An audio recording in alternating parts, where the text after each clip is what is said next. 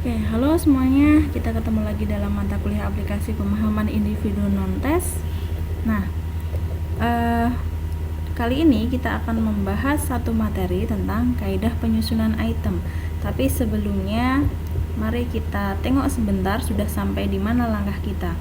Dalam langkah penyusunan skala psikologis, kita sudah menentukan konstruk psikologis, betul? Ya, sudah ya. Kemudian kita juga sudah mencari teori, sudah dilakukan semuanya. Selanjutnya, menentukan definisi operasional, sudah ya. Nah, terakhir kita membahas tentang menyusun blueprint atau kisi-kisi skala psikologis. Kali ini kita akan menyusun butir item. Tapi dalam menyusun butir item, kita tidak bisa hanya asal menyusun begitu saja, tapi ada kaidah-kaidah yang perlu kita perhatikan. Mari kita bahas bersama-sama.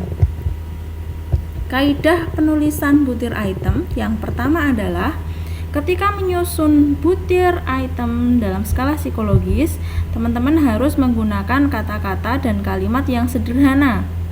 Ya, nggak boleh bulat-bulat dan mudah dimengerti oleh responden, tetapi harus tetap mengikuti tata tulis dan tata bahasa Indonesia yang baku. Gitu. Ini harus sesuai dengan EYD juga ya. Kalau misalnya dalam kaidah penyusunan bahasa ada SPOK, ya kita dalam skala psikologis juga perlu ada SPOK.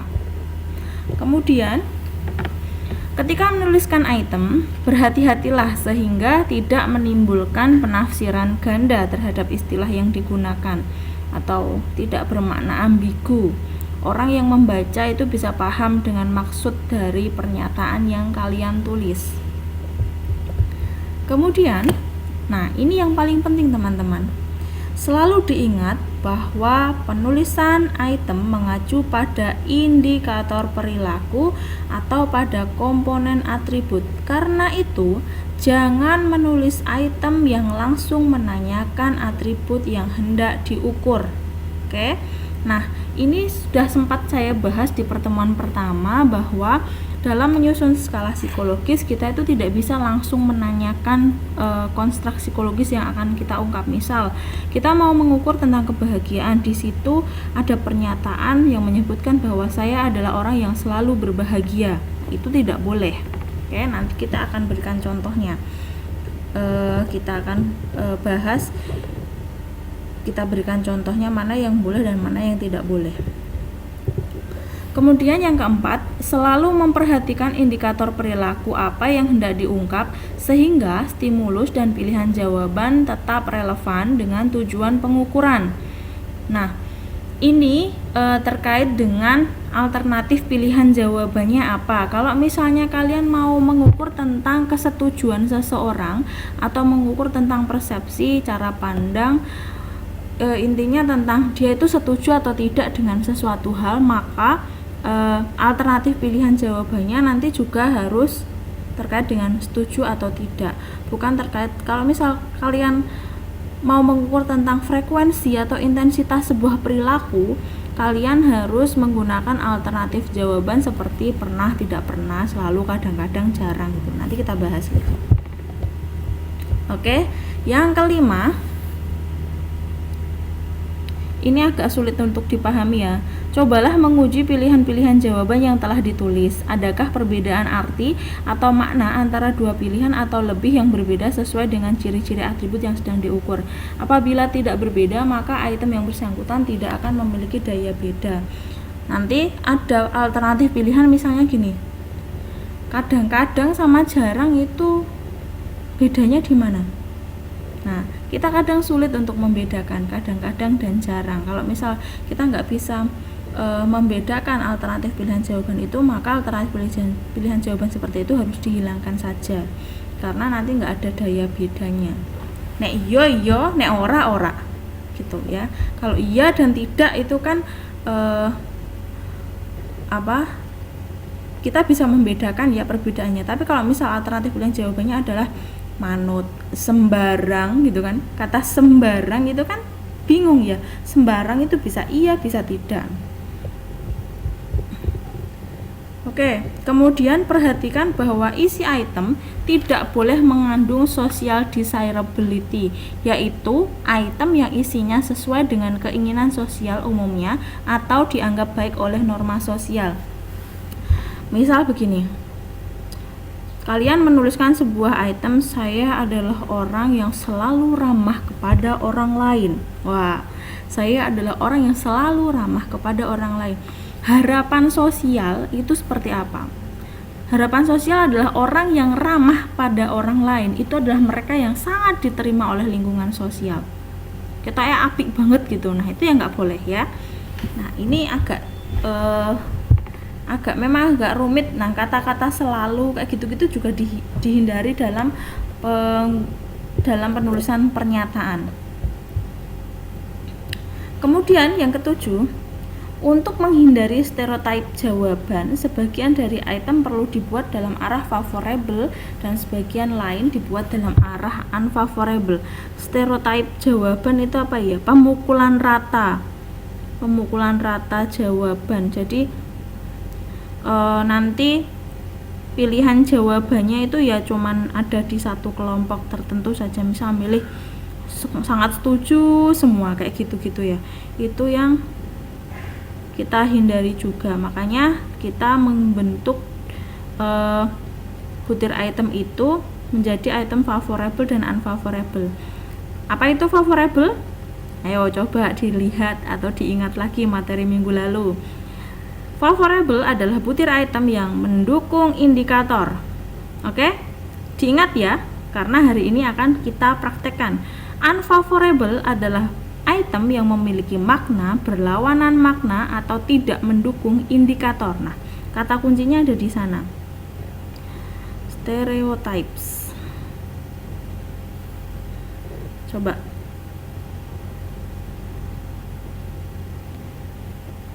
Oke. Stereotype adalah penilaian terhadap seseorang yang berdasarkan persepsi kelompok. Jadi, stereotype itu artinya kita seperti mengeneralkan cah. Misal seperti ini,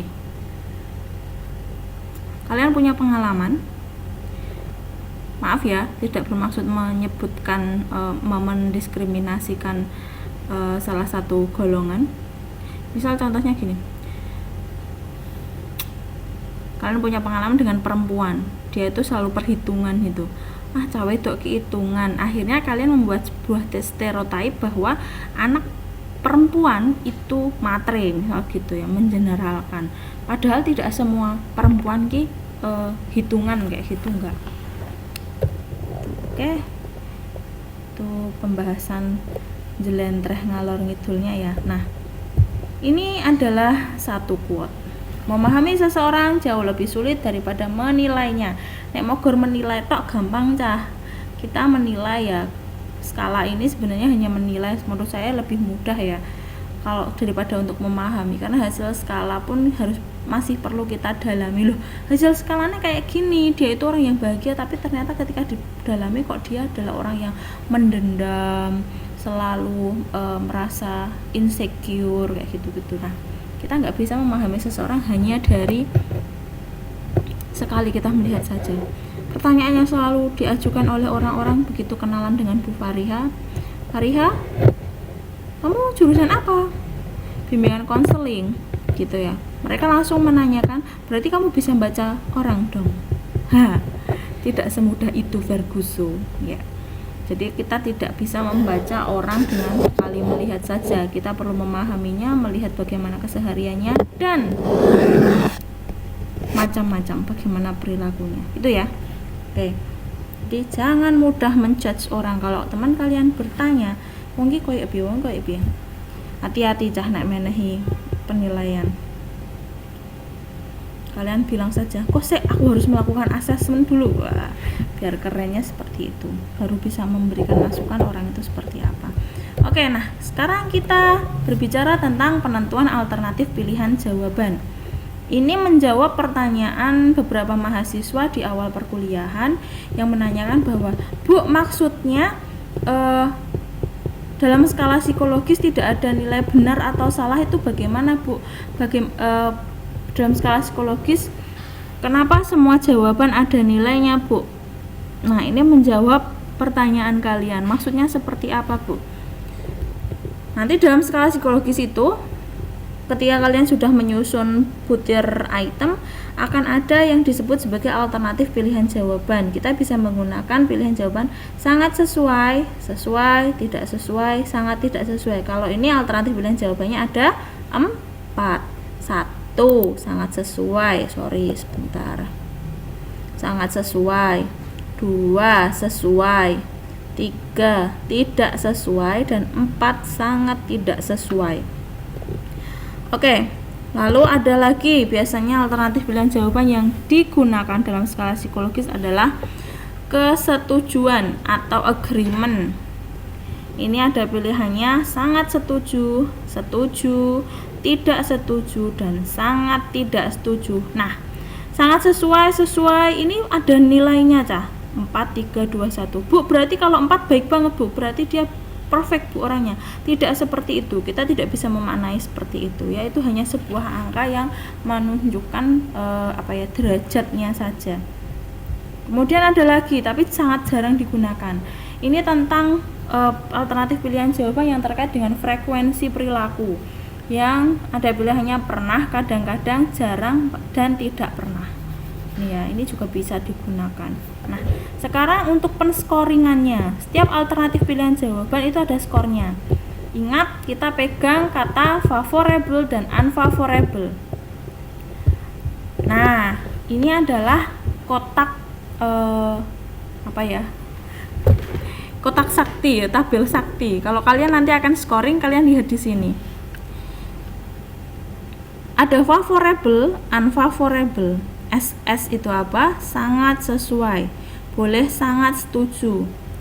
Sesuai atau setuju, cukup sesuai, cukup setuju, tidak sesuai, dan sangat tidak sesuai. Nah, Bu, tadi kan cuma ada 4 ya. Tadi ada 4. Sekarang saya beri contoh 5. Jadi alternatif pilihan jawabannya itu boleh 5, Cah. Boleh 5. Nah, kalau favorable nilainya itu dari 5, 4, 3, 2, dan 1. Untuk jawaban SS nanti nilainya 5, skornya 5. Jawaban S skornya 4, CS 3, TS 2, STS 1. Kalau misalnya tadi alternatif pilihan jawabannya hanya 4, berarti nilainya paling tinggi 4. 4, SS 4, S 3, CS-nya tadi nggak ada ya, TS 2, dan STS 1. Nah, kalau unfavorable, karena tadi artinya unfavorable adalah berlawanan makna dengan indikator, tidak mendukung indikator, maka alternatif pilihan jawabannya scoringnya juga berlawanan dengan yang item favorable. Kalau unfavorable, SS itu nilainya 1, 2, 3, 4, dan 5. Itu dibalik ya. Jadi penilaiannya favorable dan unfavorable itu berkebalikan. Ini contoh kalau alternatif pilihan jawabannya ada 5. Kalau alternatif pilihan jawabannya ada 4, berarti nilai tertingginya yaitu 4. 5 ini berarti tidak ada gitu. Oke? Nah, setelah ini mari kita praktekkan. Prakteknya ada di video berikutnya. Terima kasih. Selamat menyaksikan video berikutnya ya.